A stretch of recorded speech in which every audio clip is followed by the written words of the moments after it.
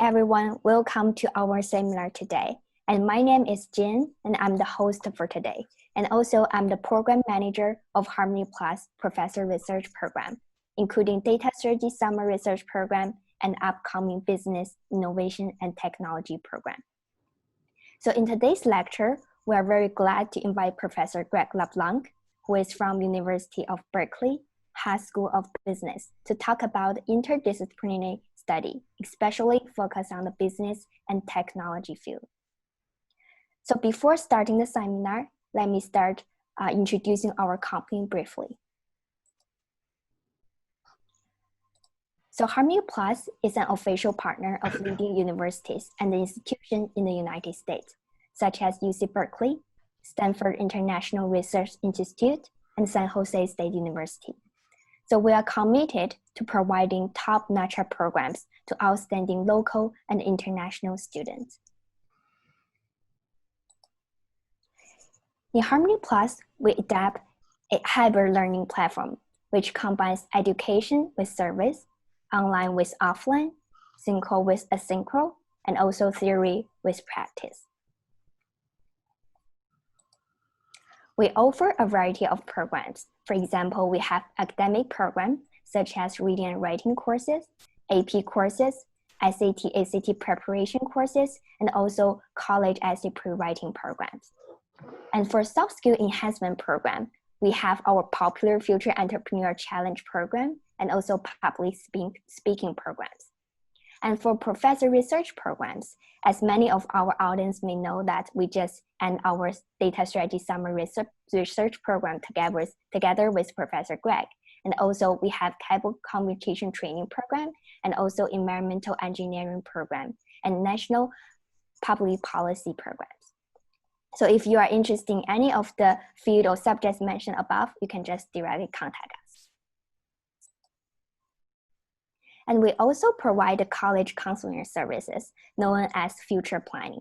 So including high school application, give you a 4-year planning, or help you with your summer research program planning. So same idea, hybrid learning. So our students have been admitted to lots of prestigious universities. And we have to mention that we use the Moonshot education philosophy to serve our students. The reason we call ourselves Moonshot is because if you shoot for the moon, even if you miss, you will land among the stars. So you can see on the left, by doing all this, as we mentioned, hybrid learning system, can we help you to shoot for the moon? Okay, here is our agenda for today. So first of all, we're gonna have an overview of the interdisciplinary study about the undergraduate study at the United States. And then Professor Greg will share with us why it is important. And also he will give us a mini lecture on interdisciplinary study on business and technology. And for all of our Zoom audience, if you have any questions during the seminar, you can leave your questions in the Zoom chat box or the Q&A chat box. We will finally have a Q&A session after the seminar. So today, we are very honored to invite Professor Greg with us. So Professor Greg is a star professor at the University of California, Berkeley. He has 4 bachelor degrees, 1 master degree, and studied 2 doctoral degrees in finance and in law. And he is the only interdisciplinary professor who teaches at the School of Business, the School of Law, and the School of Engineering at UC Berkeley. And he is also a former professor at Duke University, the University of Pennsylvania, and other top universities in the United States. And he also has a lot of industry background. That he is director and advisor to many startups and incubators. And he is the first professor in the United States offering interdisciplinary blockchain courses. So Professor Greg, sorry, keep you silent for such a long time. So would you like to say hi to our audience? Hello. Very nice to see everybody. I can't really see everybody, but it's good to, at least be here with everybody today. This background I have is not my actual background. It's a classroom that I normally teach in, and I kind of miss my classroom. So I'll get rid of my classroom and just go back to my office. So there I am in my office. That one is pretty cool. It's real. Okay, thank you so much, Professor. And we really appreciate that you can give us this opportunity to listen to your insight in some of the very trending topics in the industry today. Okay, cool. So before that, let's have an overview of the interdisciplinary study, as many of our audience may not familiar with this concept, and here is a formal definition of it. So interdisciplinary studies usually involves the combination of two or more academic disciplines into one activity, for example, a research project or a major study. And it draws knowledge from several other fields like sociology, anthropology, psychology, and economics, etc. So the point that it's about creating things by thinking across boundaries. So let's look into some like general examples of undergraduate studies in the interdisciplinary field. So for example, bioengineering, I think many people may know that is a combination of like biology study and engineering. And also business technology, which is very popular like recently because it's kind of combine like business strategy and management with some data analytics or like more technical skills. And also we have the business psychology and also business and international studies. And here are more examples of some interdisciplinary majors provided by top universities of the United States. For example, Stanford University provides the Bachelor of Science in Bioengineering. So the Department of Bioengineering at Stanford University is jointly supported by the Schools of Medicine and Engineering. So the bioengineering major enables students to embrace biology as a new engineering paradigm and apply engineering principles to medical problems and biological systems. An enhancement program in international studies and business from the University of Pennsylvania is a dual degree program in language, liberal arts, and business. So a dual degree, which means students can study two fields really very differently at the same time. And then after their graduation, they can receive two separate degrees. So for example, in this case, student can receive a BS in language and also at the same time receive a BS in business administrations, for example. And okay, like last but not least, like the most like popular one is the Management, Entrepreneurship, and Technology (MET) program from University of Berkeley. So this program, students earn 2 Bachelor of Science degrees in one program that combines the College of Engineering and High School of Business. So students can choose from 7 tracks. So we list 3 of them here. So for example, students can choose bioengineering with business, electronic engineering with computer science and business, or mechanical engineering with business. So actually this program is very competitive. So over 2,500 high school seniors applied for 30 spots in MET programs and making it more selective than Harvard, MIT, or Stanford. So with an acceptance rate of less than 2%. And also this program is currently limited to students applying for freshman admission. So Professor Greg, as you are one of the faculty member of Berkeley, so could you please share with us more about like the interdisciplinary study opportunities at Berkeley or more about this MET program? So yeah, thank you, Jen. Berkeley has always encouraged people to be creative with their studies and gives them quite a bit of freedom to select a learning journey when they get here. And students are given quite a bit of responsibility for designing and directing their own curriculum.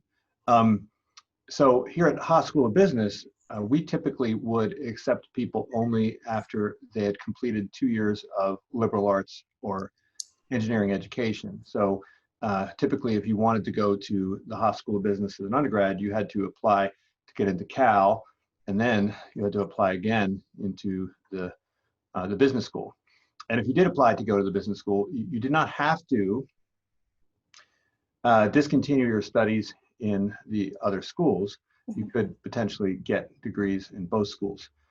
This is in fact what I did when I was an undergraduate. I got degrees from the business school, but also from the arts and sciences, even though at Wharton it's a 4-year undergraduate program, not a 2-year. And so the motivation behind the MET program was we believe that the future belongs to people who sit at the interface of business and technology, right? We've seen technology companies that are run by people who don't understand technology, and it usually doesn't end well. And we've seen companies that are run by people who are technologists who don't understand basic business, and it doesn't end well. And so oftentimes you have joint founders, people who have engineering background, people with business background, and they're separate, and then they join forces. And it's very rare that you have people that are savvy in both areas. I'm a big believer that one has to have at least a basic understanding of multiple disciplines in order to be creative.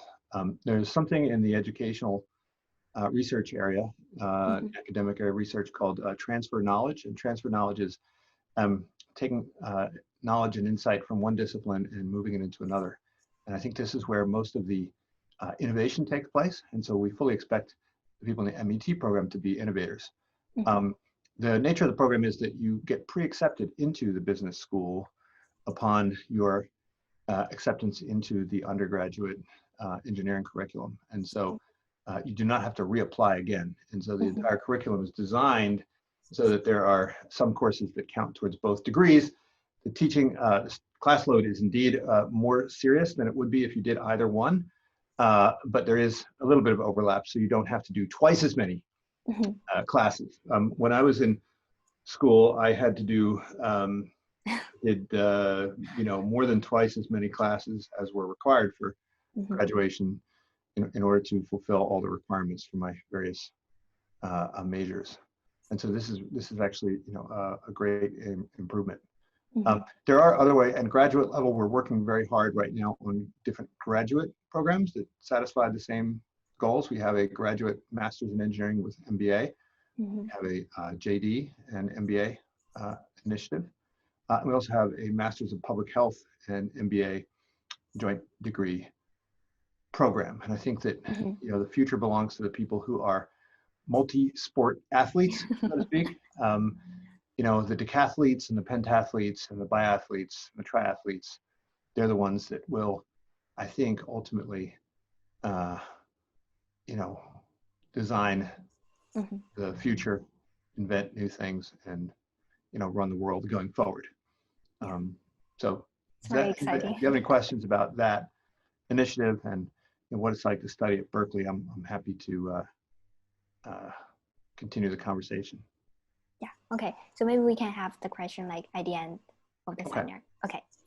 Thank you so much. It seems like it's really fantastic program. Yeah, it's you need to be like competitive. You want to be competitive in the future, like you need to become an interdisciplinary expert, a talent. Okay. Yeah. Cool. And then Professor Greg, as you mentioned that we know that you have a lot of several degrees. I mean, you have degrees in business, in politics, economics, history, and you even have a law degree. So you are exactly an interdisciplinary talent. So based on your self-learning experience and also your teaching experience these years, so could you share with us, why do you think interdisciplinary study is important to all of us today? Well, it's funny because there are some disciplines like medicine and academia where the specialists are the ones who are most highly rewarded, most highly compensated. And it's the generalists that are generally, I think, underappreciated. In today's world, expertise is important. We need expertise, but it's the ability to bridge the connections across these different expertise that is the most valuable skill. So for instance, if someone comes into the doctor and we don't really know what's wrong with them, well, if we know that they need heart surgery, we can direct them to the cardiologist. If we know that they need radiation, we can send them to the radiologist. If we know that they,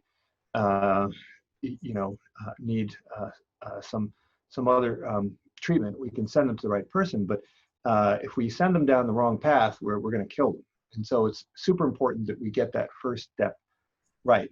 And to do that correctly and to do that in the optimal fashion requires a little bit of insight into all of those different specialties. In business, it's very different. In business, the generalists rule. The generalists run the show, right? We're learning in machine learning. I teach a little mini class on machine learning, and we learn that it's the general algorithms that have the most power. You use different data for different use cases, but ultimately it's the general algorithms that have the most purpose, that are the most valuable. And so I tell my MBA students, like, if you want to solve a complex accounting problem, hire an accountant. If you want to solve a complex statistical problem, hire a statistician. If you want to solve a complex financial problem, hire a financial engineer. But ultimately, the generalists are the ones that rise to the top. And by generalist, I don't mean shallow knowledge. I mean very, very deep, complex understanding of how the different parts fit together. So specialist, it's very important that when you become a specialist that you understand the adjacencies and you understand the connections between what you do and what your colleagues do. And so I think what we're going to see is we're going to see kind of a reorientation towards these skills, these more general skills, in particular because specialized skills become obsolete very quickly in today's world. We used to think that you could learn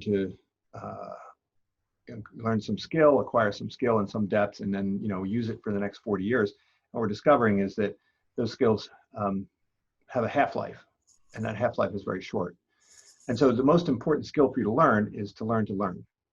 I mean, even in the world of data science, the language that one would use has changed every couple of years. So you might learn Stata, or you might learn MATLAB, and then you learn SAS, and then you learn R, and then you learn Python, and now you learn AWS. And if you expected to just ride that one language for 40 years, you can't do it.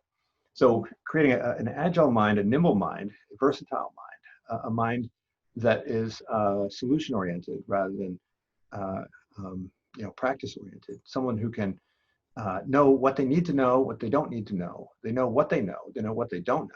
They know what they can do, what they can't do. They know what they can learn, what they can't learn, and they know how to learn very, very quickly. Mm-hmm. So processing information. I mean, if you had a phone that you could never update, if you had a phone that didn't allow for any new apps, if you had a phone that had only what you bought with the phone, then what you would have is a Nokia flip phone. And I think if you have a Nokia flip phone in today's world, you won't get very far.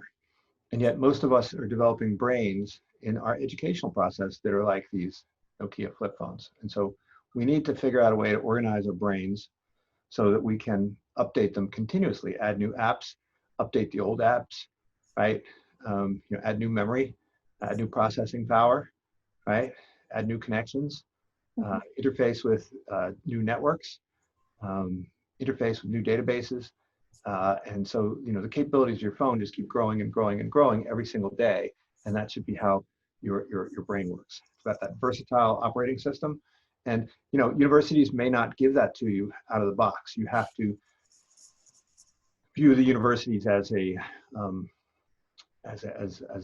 place that has the ingredients, but ultimately it's up to the individual student to design that educational journey and not trust that the universities have that view of the world already figured out. Many universities have not, and many universities are still kind of trapped in a very narrow disciplinary way of thinking, because that's sort of how faculty get rewarded. We get rewarded by knowing more than anyone else on the planet about one little tiny thing. And if that's how we create students, those students will ultimately fail unless they want to become academics. Mm-hmm. Okay, thank you so much, for Professor Greg, share your insight. And then as Greg mentioned, that it's quite important for all of us to be more flexible and be more interdisciplinary, and also to learn about more interdisciplinary subjects. So Greg, you are an expert in business and technology. So here comes to our main topic today, like the interdisciplinary study in business and technology field. So Professor Greg is a master in subjects such as fintech, blockchain, and data science and business. So he is also a professor for many top universities in those areas. So Professor, now I'll give the floor to you, and then you can share your insight with us. And then I think I'm gonna start sharing now, and then you can share your PowerPoint when you are ready. Okay? Okay. All right, so I will share, you want me to share my screen now? Yes. Okay, so I'm gonna share my screen, here we go.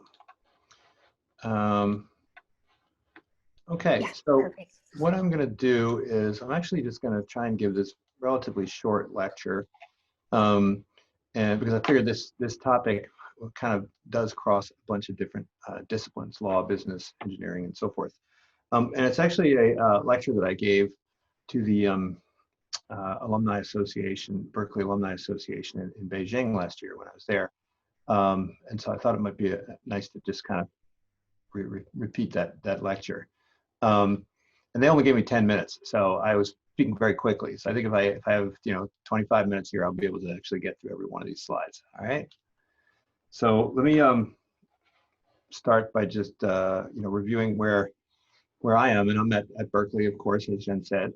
And I used to be at the University of Pennsylvania, so where I got most of my education. Taught at some other schools along the way, kind of made my way out west, and then here I am. And I'm also joining the faculty of Stanford this year. I teach at another university called HEC Paris, which is the top business school in Europe. These are some of the companies I've done some work with. I do a lot of stuff on the side with companies. I find that that's the best way to make sure the students stay abreast of what's happening in the world. To have a little foot in those other companies as a consultant, as a teacher, as a trainer. And so some of them are in China, some in the Middle East, some in Russia, and so forth. And so I have a lot of training and background in economics. In fact, there's a discipline called law and economics, which is all about how the legal architecture can be analyzed through an economic lens. And probably the leading light, or the most inspirational thinker in this field, was this economist named Ronald Coase. And you may not have heard of this guy, but he won the Nobel Prize for economics. And he won it primarily for this one article that he wrote back in the 1930s. And a lot of people have said this is the most important economics article written in the 20th century, in part because it was sort of sat beneath the logic that led to the collapse of the Soviet Union. Okay, and what he did is he asked a very simple question. And there's no math, there's no formulas in this article, it's just a very simple question. And that question was, why do companies exist? Right? Why do companies exist? Why do firms exist? Because if you believe what you read in economics, if you read Adam Smith and you take a traditional economics class where they talk about the market, they talk about supply and demand, they talk about the invisible hand, and they talk about the price system, and they talk about how decentralized decision-making leads to optimal outcomes, about how, if you let the driver decide when to stop and go, and then you make sure that the red light and the green light is there, and that's kind of like the prices, then all these individuals, like the baker and the butcher, who are pursuing their own self-interest, will ultimately do what's best for society. And this is really the fundamental idea behind free market capitalism and behind modern economics. And he says, if that's true, why would we need these firms?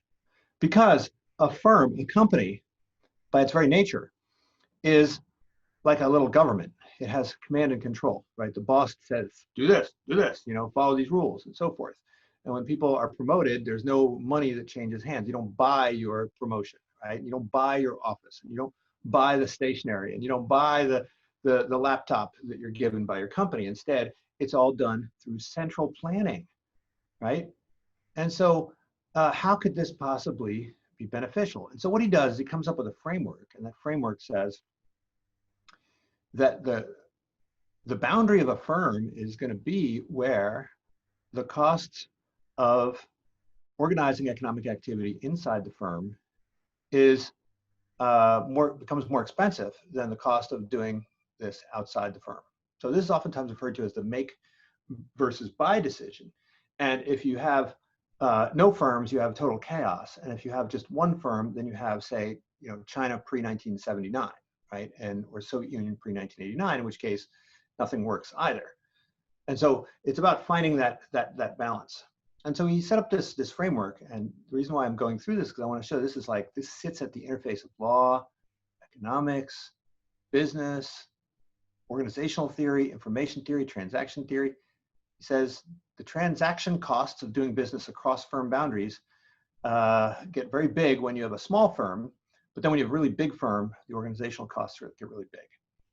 And so what we're seeing right now is that this framework is being radically upended because the costs of both of these things are being reduced because of computers, because of software, because of the cloud, because of technology. It means that it's cheaper to both contract with other firms, and it's cheaper to manage these large, far-flung organizations, right? So some people actually said that if Jeff Bezos was running the Soviet Union, right, the Soviet Union would still be with us because it's actually a really, really big company, Amazon. And so I want to step back a little bit and highlight kind of the way that lawyers think about the world, right? So as a lawyer, we think that economic activity can be organized into these two different buckets. One is what we call arm's length contracting, and this is when I enter into a contract with you, right? I sign it, and I say, I'll do this for you, you do this for me, okay? It's a contract, it's written down, both sign it, okay? It means I can do this in the US, at least, with total strangers, somebody I've never met, I can enter into a contract with, and it's because I feel comfortable that I can go and sue this person if something goes wrong. And the alternative to this is a family firm. Now, within a family firm, there are no written contracts. It's just like, I bring in my nephew's responsible for certain things, and my cousins, and my uncle, and my aunt, and my brother, and my sister, and my wife, my husband. They're all kind of in this together, and they all trust one another. Okay, so it's fundamentally about trust, which means it's limited to people that you are related to. Okay, so these are the two extremes that we see. Okay, so if we drill it further into what a contract is just a series of what we call if-thens. If you deliver the goods on time, then you get paid this much. If you, deliver them late, then you pay a penalty. I'll give you an example. I just had my bathroom wallpapered, okay? And the original terms of the contract were, it's going to require 4 rolls of wallpaper, and it's going to cost $1,300, right? But if it only requires 3 rolls of wallpaper, then it's only going to cost $900. And it was, laid out exactly how much it's going to cost based on how much wallpaper was needed to paper the room, okay? And so I paid for 4, it only needed 3, and so then I got a refund, okay? And if I never got the refund, I could have taken this person to court and forced them to give me this refund. So it's if-then. If it requires only 3, then you get a rebate, okay? And so we in the West are used to this. We in the West think about this in terms of laws, okay? We can take questions as we go along. Looks like we have a question already. Would someone like to, should I take questions, Jen? I think this question is, we can answer it later because it's about his personal experience. I see, okay. All right, so in order to do this, we need lawyers. And so where do we have lawyers? Well, we don't have lawyers everywhere. And so when we look around the world and we see where the lawyers are all in places like the US, right? Israel has a lot of lawyers per capita. US, Luxembourg, Canada, Spain, lots and lots of lawyers. And because we have lawyers, we have a lot of these contracts, okay? Now, if you go to a country like China or Japan or South Korea, you don't see a lot of lawyers. There's not a lot of lawyers. And so that's also why we don't see nearly as much in the way of arm's length contracts. Right? And we see much more reliance on trust, much more reliance on interpersonal relationships, okay? Long-standing relationships, people you've known for a long time. They may not be relatives, but they're people who, you've spent a lot of time with, okay? And so And if we go to places where the court system doesn't work, so we go to a place like India. India has the same law as the UK, same law as the US, but because their judicial system is so dysfunctional, it might take you 10 years to get to a court, okay? And by then, you're dead, okay? And so in India, you also don't rely on arm's length contracts. You rely primarily on these large corporations where everybody knows one another, okay? In Japan, we have these things called keiretsus. And a keiretsu is fundamentally a very large, centrally planned kind of organization with lots and lots of parts that are interconnected through cost share ownership and so forth. And these keiretsus, or chaebols in South Korea, again, there's no contracts. The contracts are not enforced in courts. It's all built on these long-standing relationships, and these business people will go out and drink with each other until midnight to cement those bonds of trust. In the Middle East, we see the same thing. Large family-owned enterprises, not a lot of arm's length contracts. Because again, they don't have a lot of lawyers, they don't have a lot of courts, and so they have to rely on these family firms. And of course, in China as well, right? So China, sometimes we see family firms, sometimes we see, these relationships of trust, right, of guangxi, okay, of tit for tat and different types of exchanges, but we don't see the kinds of arm's length contracts that we see in the US. And so when we look at those two as the only options, and that's really what Ronald Coase was talking about, he ignored one thing, which is that there is this third option, and this third option is what we call technology. And technology is what enables you to enter into contracts that are enforceable without the need to go to a lawyer. Okay, so just like technology can provide solutions to problems of, I want to go to the movies and I don't want to leave the house. Okay, boom, we got Netflix, right? I want to order a book and I want to go bookstore. Well, boom, Amazon, right? I want to have a car that will drive itself. Boom, Tesla, right? Technology steps into the gap, and it steps into the gap when the legal system also fails. And so if we go way back in time, one of the most famous examples of using technology to design these self-enforcing contracts is what we call hostages.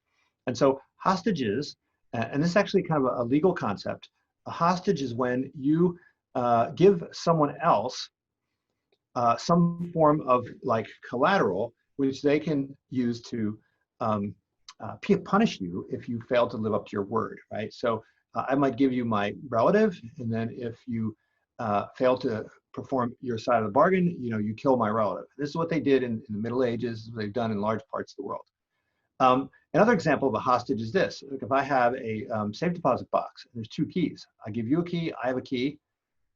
If we agree to split the money in the box, and we agree to split it at some later date, okay? If we don't have this key system in place, there's nothing to prevent you from going and walking off with all the money, and there's nothing to prevent me from walking off with all the money. So this is actually a technology for enforcing a contract that does not require a court system. And in the Walt Disney movies, the pirates would, bury the treasure in some complicated place, or create a map and then rip the map in half, and you needed the two pieces of the map to get to the treasure. So those are all nice, fanciful examples, but where do we see this in today's world? Well, let's look at software. So, Microsoft, as you know, would release a new operating system every couple of years. And I think it was back in 2004 that they introduced the Windows Vista operating system. Now, every single person on the planet needs to use a PC, and every single person on the planet needs an operating system to run their PC. And so if you go to China, and you have 1 billion people, you got 1 billion PCs, and they all need 1 billion operating systems. And so how many operating systems did Microsoft sell in China? Now remember, they have a contract, right? And the contract says, if you buy this operating system, you are not allowed to copy it, okay?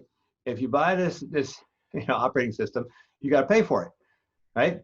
And if you're in the US, you sign a piece of paper and it's a contract, and if you violate the contract, then you get sued, and maybe you go to jail even, right? You just get damaged. So how many copies of Windows Vista were sold in China? 244, right? 244 copies of Windows Vista were sold. Okay, now legal or illegal, it doesn't matter, right? Because if you can't enforce this legal claim or this legal right, then it's totally worthless. Okay, and so Microsoft's either going to go out of business or they're going to figure out a way to solve this problem. Because if you have people buying it on the sidewalk for 50 cents, you know, I'm actually surprised they sold 244 copies. I'm surprised they didn't just sell one and then have that one, you know, get copied a billion times. So what's the solution here, right? Obviously, we can't be related to everybody in China. Obviously, we can't, you know, sue people. You can't sue a billion people for copyright violation. And so the third possibility is we need technology. We need technology to solve this problem. And that's exactly what Office 365 is. Office 365 is a technology that solves this contractual problem, this property rights problem. Now look, there's lots of other reasons why you want to go in the cloud, okay? Lots and lots of reasons. But whether you're talking about Adobe, whether you're talking about Microsoft, or you're talking about Autodesk, right? The movement into the cloud, among other benefits, allows you to cut off access to anyone who fails to pay their subscription licensing fee. Okay, there's nobody can take this and just burn a CD copy and then, you know, distribute it on the sidewalk to people. Okay, so what you've done is you created a self-enforcing contract in the same way that you would have a self-enforcing contract here, here, or here. Okay, so again, this is how people who are thinking only of technology and they're not thinking about law, right? They would come up with a great product and make absolutely zero revenue from it. Okay, and the people who are thinking about law would just think, well, I got to sue these people, I got to sue these people, I got to sue these people. And they wouldn't realize that there's a solution that doesn't have anything to do with the courts or the law or with contracts. Okay, and so law and technology are actually sort of substitutes for one another. And if you just study them in isolation from one another, then you're not going to understand the real relationship between the two. And as a business person, right, it's important that you understand that you've got these different levers available to you. And everything in business is about trade-offs. So when the cost of using the court system goes up, you switch to technology. The cost of technology goes up, you switch to the court system. Okay? And so this is an article that was written a couple of years ago by someone who is an engineer, not a lawyer, and he came up with this idea of something called the smart contract. His name is Nick Szabo. It was written in 1995, and he said, what we need to do is we need to create contracts that can enforce themselves without the need for a court system. Okay? And he was motivated by, you know, political reasons and, you know, whatever. He had his own motivations, but the goal was, how do we create these so-called smart contracts? And he said, a smart contract, this is actually a legal definition. So this is from Wachtell Lipton, which is one of the top law firms in New York. Said an arrangement between at least two parties for an automated independent commercial result from the satisfaction of a specific factual condition determined objectively through code. Okay, not through words, but through code. So a typical contract, right, is made up of words, not a smart contract. And so Nick Szabo said, what we want is a contract that looks like a vending machine. So the way a vending machine works is you put a coin in and you get your food. No coin, no food. That's it. If then. If coin, then food. If no coin, then no food. Now, do you notice that this idea of if then, which normally we think of as a contract, this is actually written into the software of the vending machine. Okay, the vending machine is just a piece of hardware that's operated by software, and the software says, if I receive information that tells me you've deposited a coin, I will send a command over to the vending machine to spin this thing and spit out your potato chips. Okay, I'll give you another example of what I think of as a smart contract, okay, which is a self-enforcing contract built on code. And this is something, you know, what happens when you borrow money to buy a car now. So you may have heard of this. I don't know if this ever happened to any of you, but in the old days when you would borrow money to buy a car, okay, you promise to make a payment every month. Now, what happens if you stop making a payment?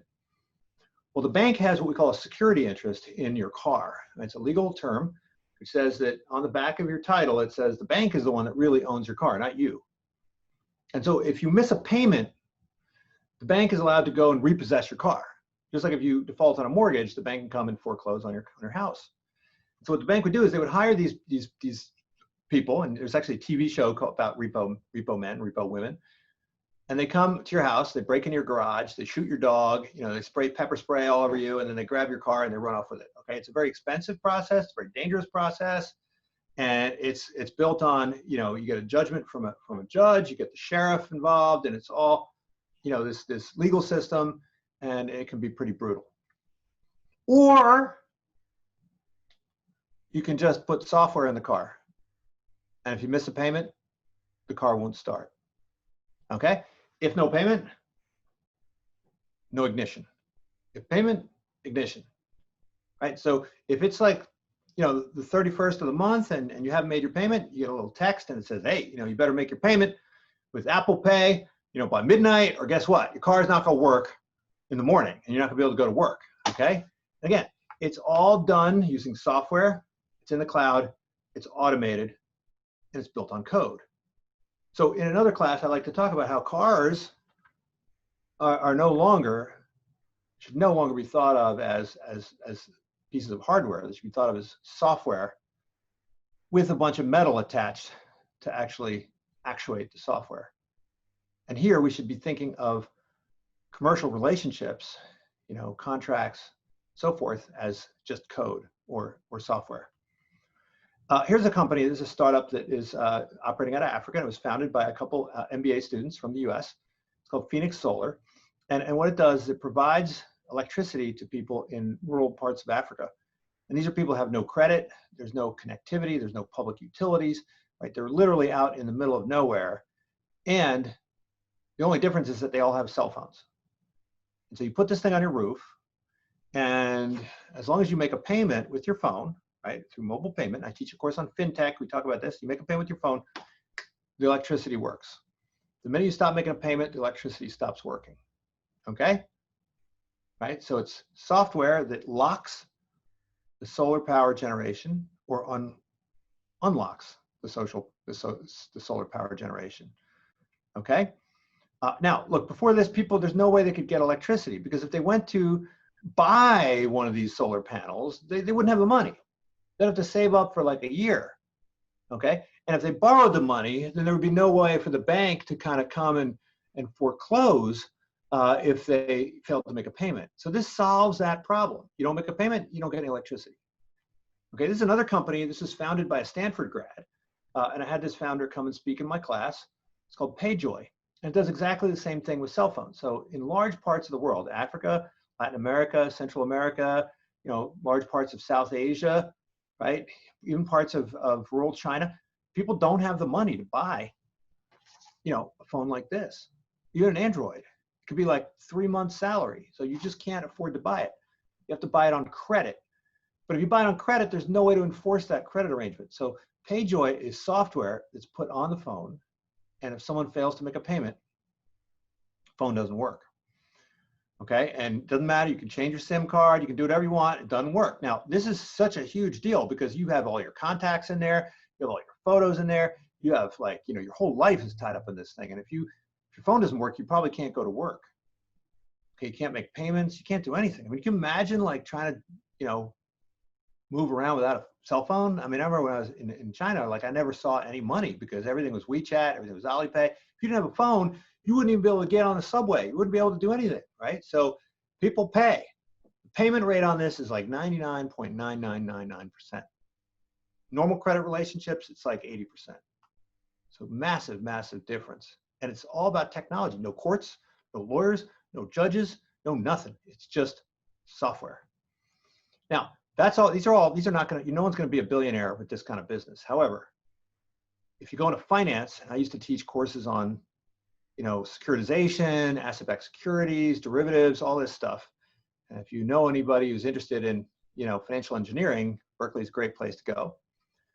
But every one of our mortgages is packaged and sold through a very, very complex system that has multiple levels and layers and hundreds of thousands of people and companies involved.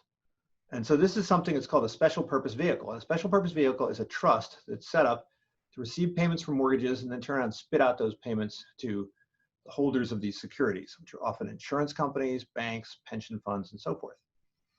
It's an extraordinarily complex system, okay? Lots and lots of moving parts.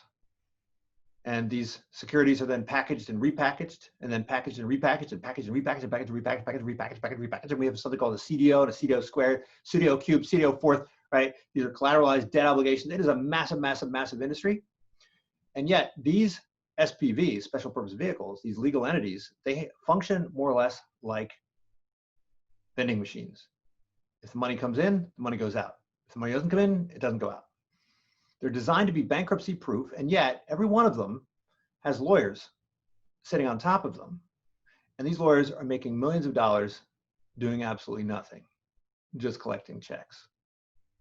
And it's this complexity that gives rise to financial crises, and it's this complexity that allows lots and lots of people to make lots and lots of money in finance, which of course comes out of the pockets of the people who are borrowing the money to buy these homes. And so what if we could take this whole system and simplify it using technology? What if we could take this whole system and convert all of these natural language contracts to code so that everything was automated, just like we automate everything else? What if we could automate the entire legal system, automate the entire financial system? And so the way it works right now is, believe it or not, there are these things called liens, and these liens are generally issued in paper or filed in some archaic digital format that is inaccessible by third parties. So this is what happens whenever I lend money to somebody to buy a car, to buy a plane, to buy from a business, to buy equipment, to buy inventory, right, collateral, anything. I have to file one of these statements. And then these statements are in databases. There are about 20,000 databases all across the US where these things are stored. And then anytime you make a loan to a business, you have to go and run a search to find out if there's a pre-existing lien on an asset. And so there are companies that do this, and it's just a mess. This is what the RMBS system looks like. It is a total mess. Each one of these little squares is essentially what we call a ledger. And each one of these ledgers has to be reconciled. And this is where the technology called distributed ledger technology, which flows out of blockchain, has come to the rescue. And this new technology, distributed ledger technology, will come in here with a gigantic big broom and sweep aside these many, many, many layers of complexity. So whether we're talking about, a very simple situation like this in India, where this is actually how land records are kept, right? So if you want to know, when you buy a property, you want to know, what am I getting? Am I getting from here to there, here to there? Or, is there somebody have the right to take their mules across the property? Or, does somebody own the oil rights or the water rights? You have no idea. You have to go find this paper. And this is why even in the US, when you buy a house, you have to pay what we call mortgage insurance. Mortgage insurance amounts to upwards of 1% of the value of your property. And every time you get a refinance, you have to go and pay mortgage insurance. And the mortgage insurance exists to make sure that the lender is actually lending against an asset and they know exactly what the asset is and there's no pre-existing claims. And so go to law school, we'll read all sorts of philosophy, and we'll read all sorts of political science, we'll read all sorts of history and take some logic classes. Well, guess what? They need to learn software too. In fact, everyone needs to learn something about coding. I don't care what profession. You're going to be a poet, learn to code. You're going to be a historian, learn to code. You're going to be a lawyer, learn to code. Again, you don't have to write code. You just have to understand the logic of it, because every single business, it will be a software business. Okay, so one of the classes I teach is called Digital Transformation. The whole fundamental point of this class is that every single business has to be a software business. If you're a car company and you're like, yeah, we're a car company, you're dead. You need to be a software company that makes cars. If you say you're a bank, you're dead. You have to be a software company with a banking license. Okay, if you're like, yeah, I'm a retailer, well, you're dead too. You have to be a software company with stores. Okay, and so every single student needs to understand. So at Stanford, if you're an undergraduate, 99% of the students take a CS class. At Berkeley, we're going to, starting I think next year, every single student will take a data science class, regardless of their major. Okay, you cannot avoid technology. You cannot avoid coding and software. This has become our new critical thinking. It's become our new logic. It's become our new common sense. Okay, because all it is if then. It's just logic. It's just contracts. And so I teach a course on blockchain here at Berkeley. And a lot of times when people think blockchain, they think cryptocurrencies, they think Bitcoin, they think Ethereum, they think all that stuff, right? But it's not, right? Blockchain is much bigger. It's a much bigger phenomenon. And it's a much bigger trend. And really what it's about is about taking data and putting it into formats that can be analyzed, but analyzed in ways that are shared by multiple people. Okay, and I really do believe that automation is going to take over everything. So, you know, just to give you one example from medicine, in the old days, if you had a surgery, you'd have a guy or woman cut you open like that. Now they stick a tube, goes up inside of you, has a little camera, little snippers, and there's someone operating it like a video game. That person does not need to be in your hometown. That person could be in India, for instance, or in Pakistan, right? Or in Africa, or in Asia, or Europe, okay? You can be doing it through remote control. And as we start recording more and more of these surgeries, ultimately these surgeries will no longer be done by humans, but will be done by robots. We're already seeing robotic surgery. It's the new thing. It's going to take over, okay? And so I think this is true in finance. I think it's true in law. I think it's true in accounting. You know, JP Morgan software does in seconds what took lawyers 360,000 hours. Okay, lawyers are being automated. We think lawyers require an enormous amount of education. Computers can get themselves educated in a matter of minutes. They can learn what took years for lawyers to learn. Okay, and so what we're seeing is these professions. If you're thinking of having your kids become CPAs, think twice. CPAs will not exist in 10 years, okay? Financial accounts manager, bookkeeper, payroll manager, finance officer, accounting technician, you know, chartered accountant. These jobs are ripe for automation, okay? They're gonna be radically transformed. The idea of somebody sitting down and examining account books and trying to reconcile and make sure they're in alignment, that job is done. That's software. And we see this in the financial sector. We see all these people who are trading bonds and securities. It's all automated now, okay? They're done. It's gone, right? Vapor, history. So Mark Andreessen, who's a famous venture capitalist here in Silicon Valley, he's famous for saying this. He says, software is eating the world, meaning every single company is going to be software. Every process is going to be software. Everything's going to be software, okay? I say that that's going to apply even more than you can imagine. And so the final area I'll just mention real quick is this area of what we call supply chain management, big part of operations. Operations is something that you study in engineering and also in business school. And logistics is about moving goods and services from one place to another, or any kind of complex process. So manufacturing is a process that involves multiple links, multiple players. Construction is something that requires multiple players and multiple links. And so these businesses are being radically transformed. Now, the big transformation that happened in logistics back in the 1960s was the movement towards these things called boxes, right? Intermodular boxes. And it's these intermodular boxes which made possible the modern shipping economy. And these boxes, once they were invented, then all of a sudden it's the software piece that was where the innovation was. So we have what's called EDI and APIs. Okay, I spent a lot of time talking about this in my digital transformation class. So now that we have standardized communication, we have new businesses, and ultimately, I think blockchain will radically transform logistics. Okay, I don't have time to get into it, but the idea, I don't know how I did this in 10 minutes when I was in China, but anyway, it's like, here's the thing. Blockchain, what makes it so exciting is that it's fundamentally what we call a distributed ledger technology or a shared ledger. So if you've ever worked with a document where you pass this document around from person to person to person to person to person, you got 50 different versions of the document circulating, and then you got one document in Box, one in Dropbox, one in Google Cloud, one on your laptop, one on your desktop, and they all are different, and you try to reconcile them. This is how business works, right? You know, I've got a ledger, you've got a ledger, someone else got a ledger, and they all say different things. And every time there's a good or a service that moves from one place to the next, all these ledgers have to be adjusted. With Google Docs, there's only one single source of truth that solves that problem. And so with distributed ledger technology, every single participant in the supply chain will be accessing the same exact ledger. And so everyone knows where the goods are, everyone knows who's done what, everyone knows where the money is. This is going to radically change things because now there's less need for reconciliation, there's less confusion, there's less risk up and down the supply chain. Okay? And so this is true not only across companies, but also within companies, to circle all the way back to our friend Ronald Coase.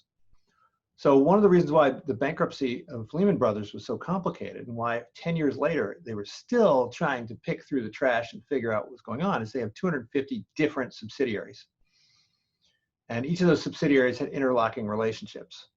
If Lehman Brothers had been using a distributed ledger technology, instead of taking 10 years, the bankruptcy would have taken about a week.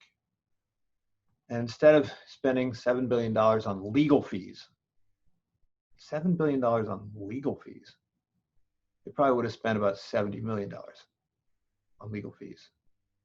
Okay? And so what we're seeing is that code is radically changing law. And code is replacing law in a lot of areas. We're not getting rid of law, but we're learning how to execute it using code. And so this is a super fascinating area. And I only mention it very briefly because I do believe that, you know, these blockchain technology, they are going to eat the world too.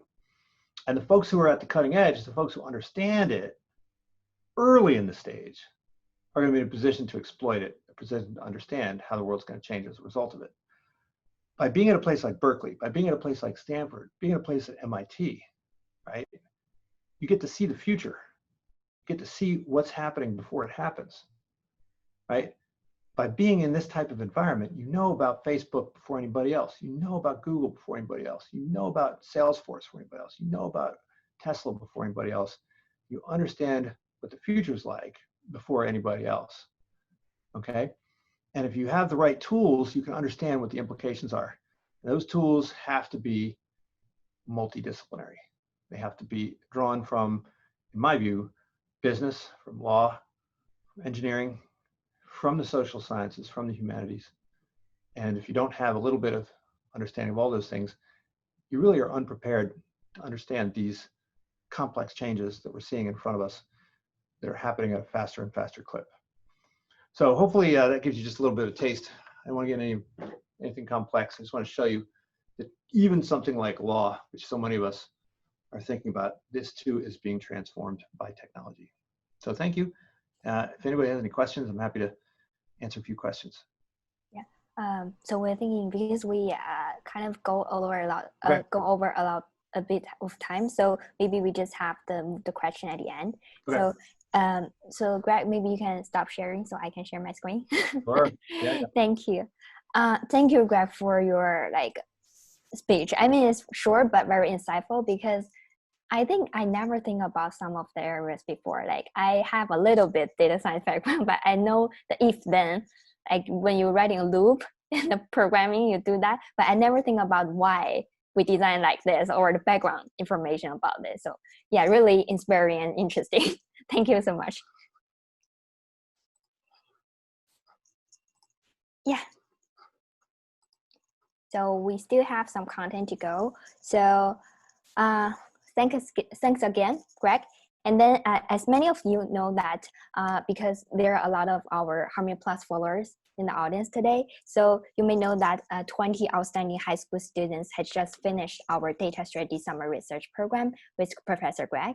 And we know that many others are still in the waiting list for Professor Greg's program. So now we're very thrilled to announce that we will continue to work with Professor Greg for a new program called BIT, Business Innovation and Technology Program. So if you are a student interested in business, finance, data science, or STEM related field, it is a good choice for you.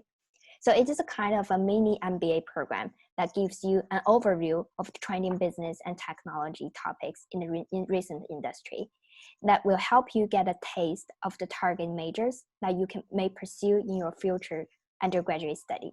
And it is also a great opportunity for those who are studying in one of those areas to enrich your industry knowledge with Professor Greg. Okay, so it's an online course. So students, so it is developed based on the curriculum taught at UC Berkeley, Wharton, Duke, and Virginia. And students can enjoy close interaction with Professor Greg every week. Like on every Saturday, we'll have a 2-hour lecture for this. And students can gain hands-on experiences with weekly homework, quizzes, and a final project for each topic. So the whole program is starting from August 2020 to May next year, every Saturday, 5 to 7 p.m. Pacific time. So the whole program is 10 months and 10 topics, covers 10 topics and 4 classes per topic. So here are all the topics we're gonna cover for this program. Like you can choose one topic to learn, which means a 1-month course. For example, if you choose the finance in August, you'll have 4 Saturdays learning about finance topics with Professor Greg, and also finish the learning with a project. So you can also have your customized learning packages to randomly choose 3 topics or choose 1 track, either the finance track or the data science and business track. So which means 5 topics per track. Or you can just simply choose the 10-month program that covers all the topics mentioned above, okay? So if you're interested in the new program, you can just direct contact us via phone or email, or there's a QR code for our BIT program. So we're gonna share more related information about different like business and technology, and also some detail of the course later in this group chat. So you can check it out. So I'll just leave the page here, and then you can, our audience, like if you're interested in, you can scan the code, and then we'll just start our like Q&A session. So Greg, okay. Let me check. I cannot see the Q&A now. I don't know why.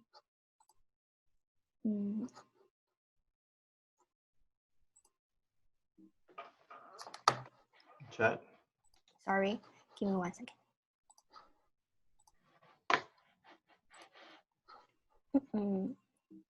How can I make it small?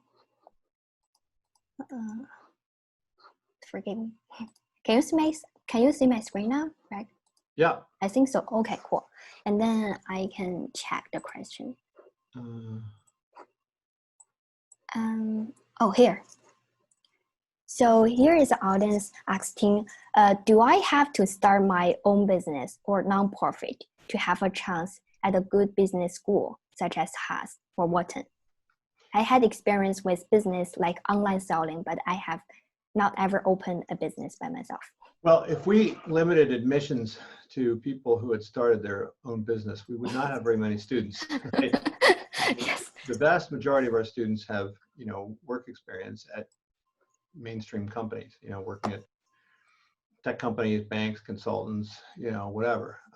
We also have plenty of people that get admitted to business school from, and I'm assuming you're talking about like MBAs and so forth, who have experience with nonprofits, with people experience at governments. We actually have a relatively small number of people who started their own companies. Typically, you start your own company and you just keep, you stay with your own company and you don't bother with business school. So I would say no, absolutely not. You do not have to have that kind of experience. Once you get to business school, however, then yeah, everybody starts thinking about starting their own business, and a lot of people do while they're still students. Yeah. Thank you. I think it's really interesting question, and thanks for asking. And then, yeah, I think as Greg said, I think that would be a special point for you, like a benefit to your application, but not necessary. if you have started a business, I certainly think it would be a plus. Definitely be something you'd want to highlight on your CV for sure. Even if you failed, right? That's fine. Okay, cool. So another question from our WeChat audience, Greg, is that they have concerns, like if they don't, like the student have any background in finance, can they study to take this BIT course? I mean, because we talk about finance, fintech, because they Yeah. never learned it before. Yeah. Absolutely, right. So each module is designed so that you don't have to have any experience with the other ones. However, you know, the sequence is such that it helps, right? So for instance, if you have finance before fintech, it would certainly be helpful. But I mean, I have a lot of students that come into my fintech class here at Berkeley that haven't had any financial background. You know, it always helps to know a little finance before you get in. For same thing with data science, it helps to know a little bit about statistics to do data science. But again, it's not essential, because people can, you know, get up to speed on that part that they need to know pretty quickly. Mm-hmm. Cool. I think there's another question, like asking two different things. Like one is that how many people will be in this course? I would say we'll have a little bit larger class for this course. So, but we'll still have like the TA and also our team to support each student.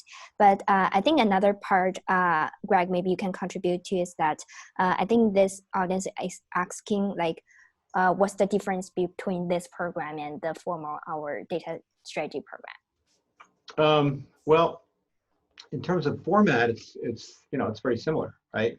In terms of you know, very intense, very compressed.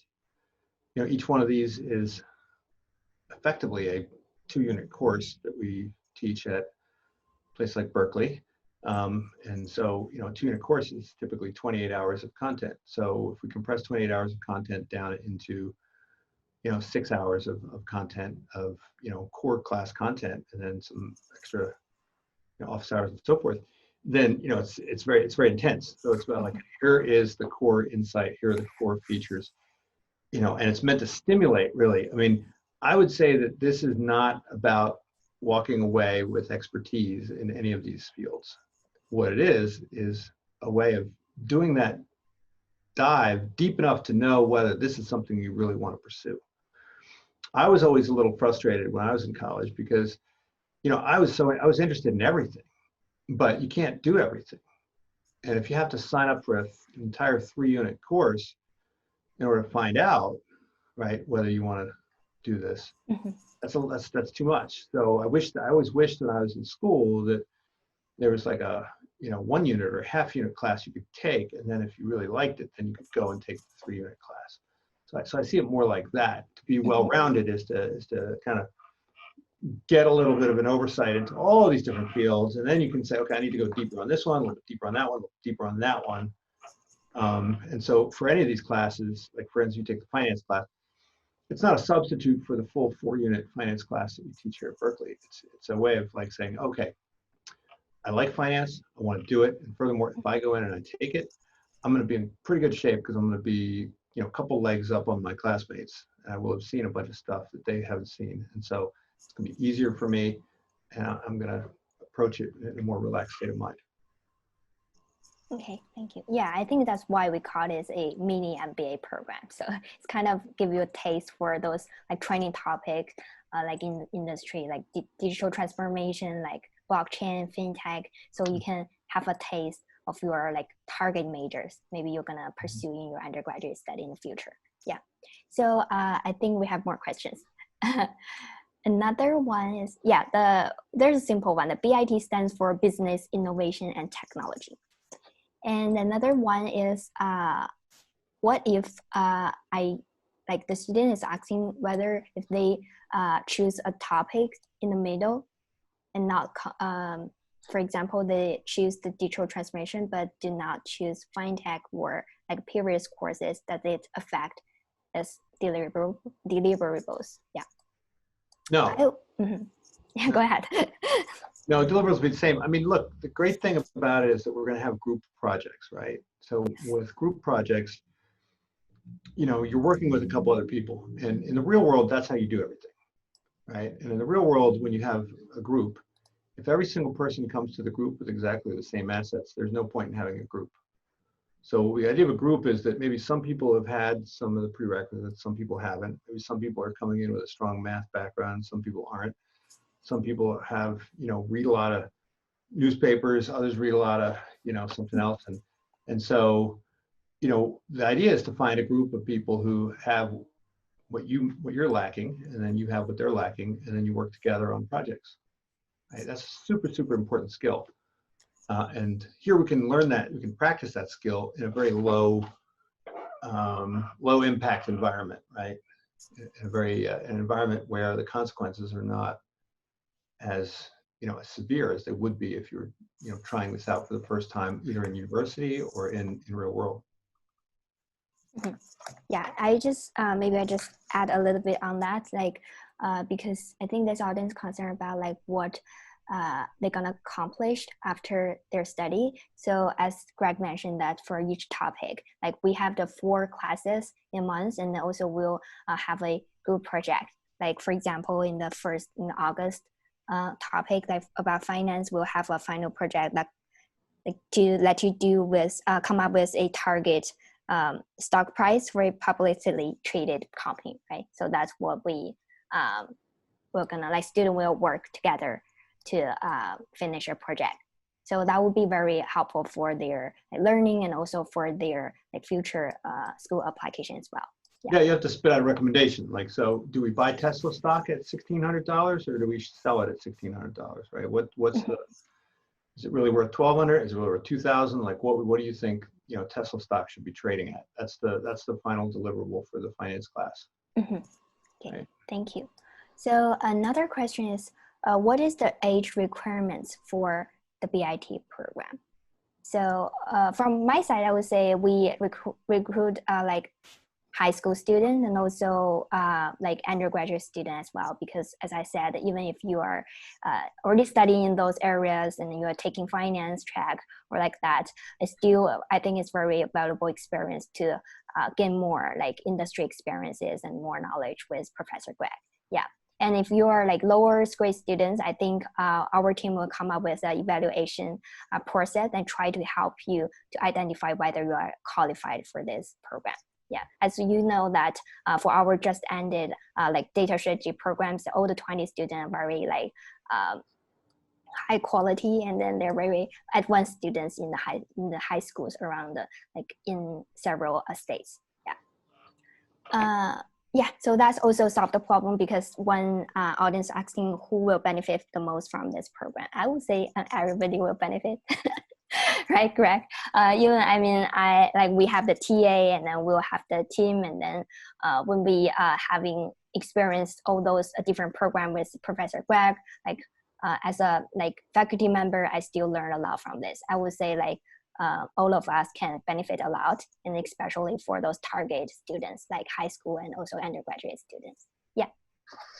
So I think we solved all the problems. So if you have any other further questions to ask Harmony Plus or want to ask Professor Greg, please just send us the WeChat or just scan this QR code, and we will provide more information in this BIT group chat. Okay. So thank you everyone for joining us today. So I think that's the end of our today's seminar. And thank you so much for Professor Greg. Thank you. Thanks again.